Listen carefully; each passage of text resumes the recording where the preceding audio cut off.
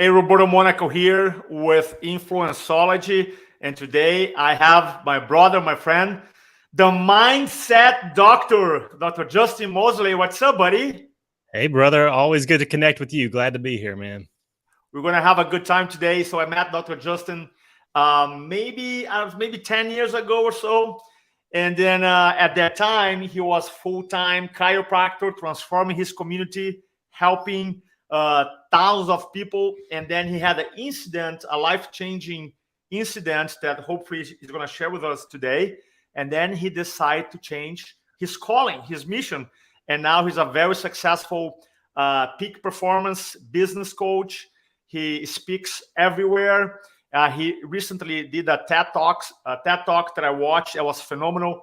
There's actually a link here for his website and his TED Talks called The Secret to Having More. And I love so much that I said, you know what, Dr. Justin, how about we have a conversation here and we bless our audience? So that's why we're here today to talk about how we leave our comfort zone and we start tapping into our calling. So welcome, brother. Thank you, brother. Thank you again for having me, man. So let's talk about, I want to set up the call here, the interview. So what caused you to have this quote unquote, this change of calling? Yeah, so I'm a chiropractor by trade. My wife's a chiropractor as well. We practice outside of Nashville, Tennessee, and opened our practice in 2012 and had a great practice, transforming lives, making a difference in the community. And then in 2018, I had a near-death accident. And I went on a men's retreat. We went whitewater rafting, and we got to the class 5 rapids, and the raft tipped over. And it's something that happens all the time, so it's not like it's a big deal. Unfortunately, I was in the back of the raft, and I got trapped underneath the rapid itself. And the rapid started pushing me further underwater. And I still remember the sound of my helmet scraping down the rocks as I was getting pushed down. And the last thing I remember thinking is, I'm not coming back up.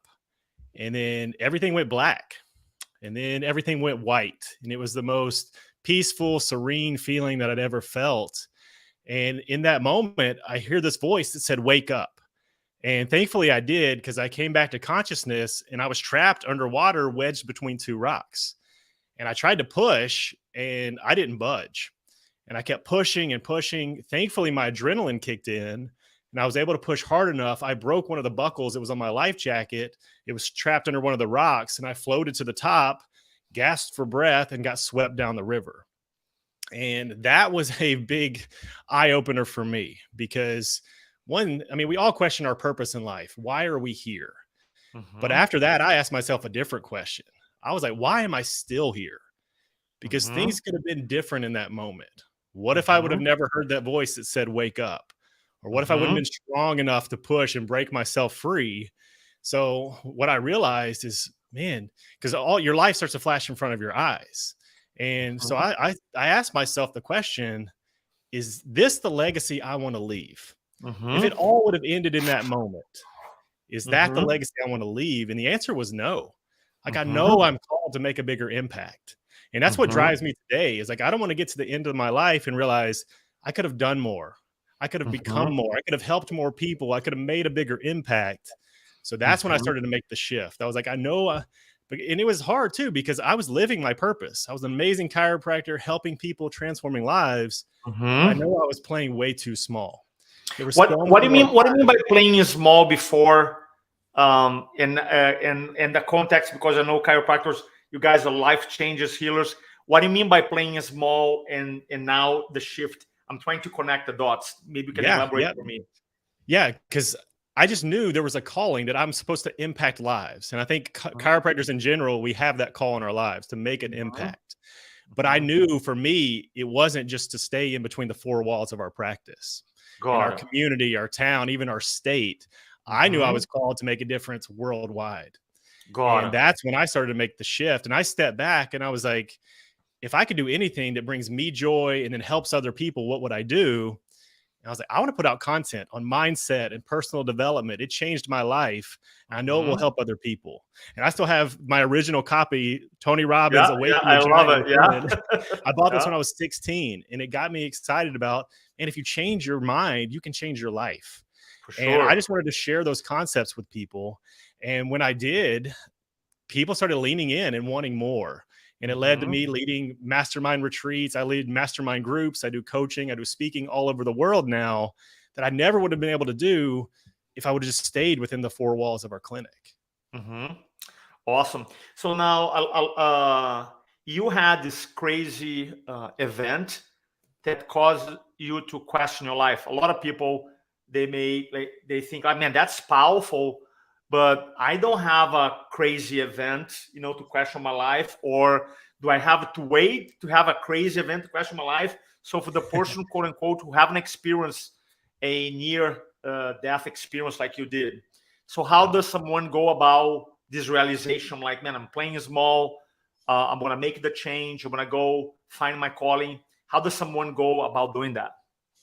Yeah, that's a great question. I get that all the time too. And it's for me, I needed that wake up call moment. And unfortunately, that's what happens in life. We need some event or a rock bottom moment that happens in our lives in order for us to change. But I'm Hmm. here to tell you, you don't have to wait for that event. Because that same Hmm. question that I asked myself, why am I still here? You can Hmm. ask yourself that today. Like That's true. life is a gift. You're not guaranteed the day. You have air in your lungs, your heart is beating right now. You are here for a purpose. So sit with that question. Why are you still here? Why did you wake Hmm. up today? And when you truly get excited about that question, why am I still here? It can give Hmm. you the purpose of, hey, this thing is bigger than you. And that's Hmm. where my total message from this that came for me is it identified I was playing way too small. And I knew if I really wanted to walk out the calling that was on my life, I needed to Hmm. change my comfort for my calling. And Hmm. that's my message to those of you listening is there's a lot of people right now. I knew that message wasn't just for me. There's people that they're Hmm. settling and they're getting comfortable in their business. They're Hmm. comfortable in their relationships. They're comfortable in all areas of life. But it's time Hmm. to exchange your comfort for your calling. Hmm. What was the different from Dr. Justin to the mindset doctor, like the two characters, life before the event and now after? How are you how are you a different person now? Yeah. And I think, and that's the thing is like people think that I don't want to change who I am. And the reality is, I didn't change who I am. I became a greater version of myself. Mm-hmm. That Mm-hmm. same person that was making an impact there could have stayed there and had a great life. Marriage was good, money was good, life was good. But Mm-hmm. no, I stepped into a higher version of myself. And I think that's what's available to all of us is Mm-hmm. there is a next level that we can go to make a bigger impact and help more people. So that's where the focus is now. So now I get to do this all day. I'm on podcast interviews. I got a couple of these today and just changing lives is the focus. And again, I think chiropractors, a lot of you've done so much for chiropractors in our profession. We all have a mission to serve people and we do that every single day, but you can go bigger. Mm-hmm. That's my ploy to everyone is exchange your comfort. First identify the areas in your life where you're comfortable and then exchange Mm-hmm. your comfort for your calling. So when someone goes um, from comfort to calling, what is the? I'm sure there's things that doesn't feel good, and there's things Yeah. that feel good. Can you talk about transitions from comfort to calling? Because someone Absolutely. has Yeah. been in a comfort zone for so many years. Yep. What I do in the context of speaking, I know people stay stuck in 10, 20, 30 years. Right? So there's a shift. So talk to me about this change from comfort to calling. What is the good, the bad, or what to look for in a quote unquote negative, even though there's no negative, I feel, and I'm sure you feel the same way. But what's someone should look for as you go through this transition? Absolutely. Yeah. And definitely for you guys watching, go watch my TED talk because I do share a framework of stepping out of your comfort zone into your calling. But let's take this way back. For me, I grew up with a tremendous fear of public speaking. Like I remember in college, I took a speech class and I got to the front of the room and I was looking at my note cards. My hands were shaking, my voice was shaking, my whole body went numb, and I almost had a panic attack during the speech. I couldn't even finish it. So I almost failed that speech class. And because of that, it put a story in my head of you can never do that again. You are not a Mhm. speaker. You were not called for this. Mm-hmm. But I knew that there was a calling in my heart. Like I watched people like Tony Robbins, the people that were making this huge impact. I was like, I know I want to do that. But I had some more experiences where I put myself out there and had a negative experience with speaking. And what did that do? That reinforced that belief of this Yep. isn't for you. You are not called to be a speaker. But Mm-hmm. what I figured out was I had to make the calling bigger than my fear, because Mm-hmm. I knew the impact. I would never be able to have the impact I'm called to make if I don't overcome this fear. Mm-hmm. So that's for me. I started modeling other people. That's when I was introduced to you. I was like, you are the speaking guru. Help me learn the skills, because once you learn the skill, it takes away a lot of the fear. Mm-hmm. And I think the biggest thing, and you're the master at this, I'll ask you, I think the biggest reason people fear public speaking, because we make it about ourselves. Yeah, How am 100%. I going to look? How am I going to 1,000%. sound? Like all those things we go Yep. through our heads. But the Yep. fear disappears when the mission to serve is clear. So Amen. when you have that mission to serve those people, and you make about that one person in the audience that's going to hear your message and their life Yep. can be completely changed. Amen. So Yep. yeah, so that's for me. I started putting in the work. So that was the biggest first comfort zone change for me is I know that I need to make an impact. I have to overcome this fear of public speaking. Mm-hmm. So thanks to you for teaching me the skills and helping me get the confidence to go out there and speak. Because that's what started. That's where we built our practice off of going out there speaking, telling the chiropractic story, and changing lives. But then back to your took a question whole about new level. I love it, brother. yeah. So then when the comfort zone, the thing is we get stuck in our own little comfort zone. It's nice and easy, things are comfortable. But when you step out of that comfort zone, that's when the fear zone hits. And we start the fears, the worries, the doubts, the anxiety, all those things start to come up. The stories in our heads that said, you're not good enough. You're not smart enough. You're not worthy enough to do this. All those stories come into our heads. And I shared this on TEDx, but Mark Twain has that quote that's, I lived a life of many troubles. Most of them never happened because they're in our heads. We start to think about how bad things can go. But instead, what if we flipped it? What if we started thinking about how things could go right? What is the impact that I can make? What's this impact that I can make by getting out there and actually doing this and going for it? Because when you actually overcome the fear, then you actually move into the growth zone.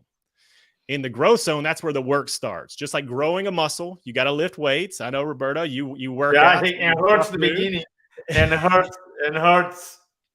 Yes, it hurts. Yeah, there's pain there. So a lot of people, they feel that pain and say, oh, it's not supposed to feel painful. I'm just going to shrink back to my comfort zone. That's where I'm supposed to be. But no, the pain is the test. It's, will you stick it out long enough? Will you actually build the strength necessary to grow the muscle? Same thing with you. Will you build the strength to give you the resilience to overcome? Because then when you overcome, you move even further away from the comfort zone. And I call it the flow zone. That's when things are nice and easy. The things that used to feel challenging and used to feel like resistance are now don't feel like a burden at all, because things start to go smoothly for you.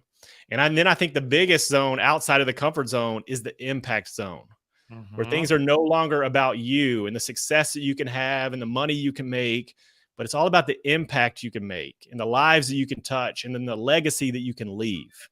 So I think those are the zones as you move away from your comfort zone. Again, every step out of the comfort zone, there's resistance. But then there's a driving force that pulls you out of your comfort zone. And I believe that is your calling. And your calling is a mixture of your mission, your vision, and your purpose. And the bigger you make your mission, your vision, your purpose, the easier it is to step out of that comfort zone and make the impact you're called to make. I love that. You know, in my work for 20 years, I relate in the fact that speaking is not easy, man. And you speak all the time. It's a ton of work. Right? The people think that you have it now is the stage, whatever, speaking, and there's like so much going up. It's never a easy journey. But I feel like when you, like you said, when you connect with that one person and you have the one person, there's a feeling that's so special. So literally no money in the world can buy that. So I totally get it. So nowadays you have, many people who are quote unquote in the comfort zone, and they're like, okay, I get it. I get it. This whole idea about calling, But guess what? I have a mortgage, I have a car, I have kids, I have, have work. I'm putting 10-hour day work. My work is okay. I don't love it. But I hear you. I know it's important, and I'll get to it someday. So, what do you tell to these people who might be in agreement with you, but be like, "Look, I agree with you. Cool, good for you, but my reality is different. I have a mortgage, car, insurance. How do you go about exploring that side?" Yeah, and I get it because it's real life. We all have our stuff. But then Hmm. back again, I thought life was good until I had my near death accident where Hmm. things I there was a chance that I didn't come out of that. What if I wouldn't Hmm. have made it on the other side? So my question for Hmm. you is, yeah, you have all that stuff going on, but when are you going to make time for you? When Hmm. are you going to go after the goals, the dreams that are on your heart? Because your goals are given to you for a reason. The dreams that you have are there for a reason. And unfortunately, and I teach a lot about this, I think people have stopped dreaming because they've Hmm. settled into this is just what life is for me. When we're Hmm. kids, we dream, we use our imagination all the time. But the older we Hmm. get, whether it's the lessons that we've learned over time and we got beat down too many times, we started listening to these stories in our head, we stopped dreaming about what's possible for us. So I'm here to tell you it's time to dream a bigger dream. Don't let all those excuses stop you. Because again, for me, I don't want to get to the end of my life and realize I could have done more. I could have helped more people. So the same thing with you. If you're feeling that tug of like, hey, I know there's something more for me, it's Hmm. time to act now. And again, it's Hmm. starting little. Just carve out a little piece of time in your day for yourself, for this dream. To what would it look like if I could have it all? If I could pay the mortgage, the kids, do the work that I'm doing, but still make this impact that I know I'm called to make. And I think Hmm. that's a big missing link in people's lives these days. They take care of all the stuff, the day-to-day needs that they have, but they Hmm. don't take care of themselves. They That's don't have true. that. They're not pursuing their own goals and dreams. When you talk about, I'm always interested. Obviously, you're a high performer, a top producer in your field. What are some of the routines, the daily habits that you that you're pretty good at it, that helps you set up the mindset, the habits? What's a couple things that you do? Yeah, yep. And everybody's heard like morning routines, and there's so many things that Yeah, you can do. And I think some people get carried away and have like this 2 hour morning routine. The whole point of the routine is to get you in a state. So yeah. I know I can, and I know you can. We can get ourselves into a state within seconds. Hmm. And Hmm. but morning routine is important. I do think the morning routine sets up your day, but your evening routine sets up your life. So that's Nice. even more important because what you're putting into your mind as you're falling asleep is programming your subconscious mind. Hmm. So one of the best things to do before you start to fall asleep is I want you to create a scene. And so I'll give you a real example for me. Before I was speaking at TEDx, I had a scene before I even got accepted for TEDx. I had a scene that I'd already been on the stage. I saw the red circle. I was looking out at the crowd. I was seeing their heads nod. I was feeling the emotion of what it's like to speak on that stage. And I imprinted Hmm. that in my subconscious mind that I am a TEDx speaker. Hmm. And because of that, I've got a whole story around that. I was told if I got accepted for TEDx, it would take a year to 18 months. But I Hmm. was priming myself, priming my subconscious mind. I am a TEDx speaker, and I got it actually accepted within a week to That's to awesome. to be a TEDx speaker. So that's the power of priming your subconscious mind and priming your reticular activating system, which is the part of your brain that filters out things and allows you to see certain things. So going to bed, just really being really intentional with your evening routine and creating a vision using your imagination of what is possible for you and then affirming that as you're falling asleep and you start to prime your subconscious mind. I love that. That's so true. Everybody talks about the morning routine, but nobody talks about the evening routine. So I love that. Thanks so much for sharing. What Yeah. makes you? What makes you part of your? What do you like most about your mission now? The thing. Can you give an example of something that lights you up in Yeah. your Yeah. in your mission And now? so being a chiropractor by trade, and I know you got a lot of chiropractors that follow you, is like being in practice when we get those testimonials of like, yeah, my migraines are gone. I'm no longer having to take medication. All those things are amazing and they felt good. But for me, when I started to have doctors reach out and they're like, man, I'm struggling. Can you help me? And I quickly realized it was never their practice. It wasn't the business. It wasn't their procedures, the things that they were doing. It was their own mindset blocks. It was their own level of personal development that needed to change. And when I helped them with that, their practice took off. Their marriages got restored. Like all these things started to happen. And that's what filled me up. Just like we had those testimonials in the clinic, when I got those testimonials from those doctors, that's what fuels me. And I get texts all the time of record collection months and all the things. And, you know, as a coach, like when we hear those things, like that's so fulfilling to us. So that's what drives me right now. I love it. So I want to put you in a spot here. What is the connection between personal development and God? Yeah. So I think it's huge. I think God, so I got my Bible right here because I am a believer. And Jesus said he came to give life and life in abundance.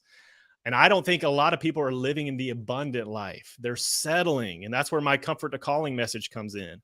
I think we should actually develop ourselves to the highest level so we can fulfill the call that God has on our lives. And it's like the story of the talents. And then talents is referring to the money in the Bible. But one guy just buried his talents versus the guy that actually went out and invested and multiplied his talents. Well, I think it can go to our own talents, skills, and abilities. We should invest in our own skills and develop ourselves to the highest version. So again, we can serve God and help others at a higher level. I love that. What do you feel, in your perspective, what's the number one thing that stop people from believing themselves? That they're like my belief, the way I think, and I believe the way you think, like everybody has a calling. Yeah, we all have a calling, and some people like yourself, they'll be like, okay, I found my calling. I'm gonna push through, pay the price. And some people, they might have this little seed, like maybe, but then they never explore. What is the number one barrier to think that stop people from exploring his or her calling? Yeah, well, the number one reason people don't get what they want in life is the story they keep telling themselves of why they can't have it. And those stories keep repeating in their head of like, no, I'm supposed to just have this. My business is only supposed to do this amount. My marriage is only supposed to look like this. But no, you can create a new story. And I like to tell people, you have to speak louder than those voices in your head. The voices that are stopping you and telling you you can't. You have to affirm you can. You have to know who you are and whose you are. And we have a God that's a God of abundance. And you can do far more than you're giving yourself credit for. And what I like to do is not think about what you can accomplish. Like for me, what I can accomplish is limited. But what can I do with God? And that's what I look at. That's the kind of vision I try to create, is not just me. What can I do? Because, man, I'll fall short. But what if I align with God and create this big vision? Man, I could be unstoppable when I align with him. So I think that's I just love that. Yeah, don't make it about ourselves. I just love that. By the way, guys, for those who are listening here, below you're going to find Dr. Justin Moseley.com website. You can learn about all his work here, business mentor for impact-driven leaders. You can find a link to his TEDx talk. So we work with a lot of entrepreneurs. We have, in my career, 20 years doing this, which is hard to believe. That's why I'm growing my beard, because 20 years. And that's a lot of 45 industries: chiropractors, loan officers, realtors, coaches, technology people, scientists. So we have a lot of different entrepreneurs. Where do you see the future for entrepreneurs, considering now we live in this quote unquote digital world? Where does the calling fits into this era we live in? Yeah, and I think the calling's kind of a loaded word too, because a lot of people are like, I don't know my calling or my purpose. And I think part of the problem is we think we have to have some Mother Teresa-sized calling. Okay. But your calling could be how you show up today at work, how you show up for your clients. Is there somebody that comes into your world today that you need to put a smile on their face? So I think we need to look at the opportunities around us first. But I think, and I know this is what you teach on, is the virtual speaking space. And that's why I love what you do, because that was my first stepping out of my comfort zone. I knew speaking was the gateway to the impact that I wanted to make.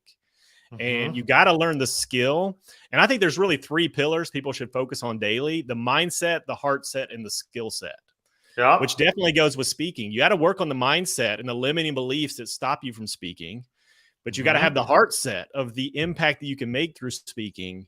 But then it's a skill you have to develop, and you have to work on your craft. Because like you said, it's not just something easy you show up and do. Level one is just getting in front of people and saying something. So at least you overcame for that sure, fear. for sure. But that's not speaking as you teach. It's like, no, that's okay, great. You did that. That's good. But really to speak, to transform, which is what I love that you teach, there's so much more of that connection piece. And I think people learning that skill is the future. Because, and what's cool about it now is, yes, it's an amazing to be in the room. There's so much more of a connection, but now we have to learn to do it virtually because that's the way the world's going. And I love that you're out there teaching this. Yeah, you know what's funny? The quick story.